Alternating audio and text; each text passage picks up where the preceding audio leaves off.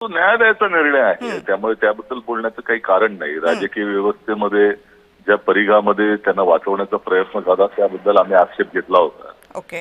आता ही प्रत्येक व्यक्तीला या देशाचे नागरिक असेल त्यांना न्यायालयामध्ये जाऊन आपल्या त्या ठिकाणी लढण्यासाठी स्वातंत्र्य दिलेलं आहे. तो त्यांचा व्यक्तिगत अधिकार आहे, त्यामुळे त्याच्याबद्दल आम्ही काही बोलणार नाही. पण काय वाटतं तुम्हाला, आता त्यांचं मंत्रिपद त्यांना परत देता येईल, दिलं जावं? तर त्यांना वाचवण्याचा प्रयत्न तर फार सरकारनं केला वेगवेगळ्या पद्धतीनं. अटकेपासून देखील त्यांची सुटका व्हावी यासाठी प्रयत्न केलेला आहे. ते तर समोरासमोरच आहे, आपल्याला दिसतंय त्या ठिकाणी.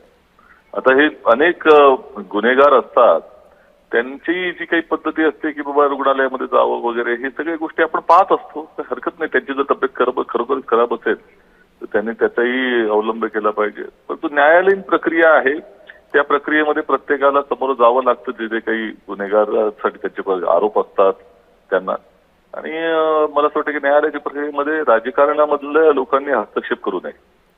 पण आरोग्याच्या किंवा प्रकृतीच्या याच्यावर प्रश्नचिन्ह आपणही निर्माण करू शकत नाही. पण माणिकराव कोकाटे यांचा 2 दिवसात मंत्रिपदाचा राजीनामा तर घेतला गेला, मग त्यांना वाचवण्याचा प्रयत्न होतोय असं तुम्हाला का वाटलं?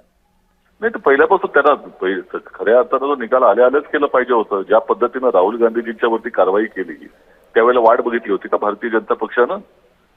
परंतु त्यानंतर न्यायालयामध्ये जाण्याची मुभा देणं आणि त्यानंतर त्याच्यामध्ये पुढच्या न्यायालयामध्ये जाण्यापर्यंत त्यांचा निकाल काय येईल तोपर्यंत त्यांनी प्रयत्न ते केला.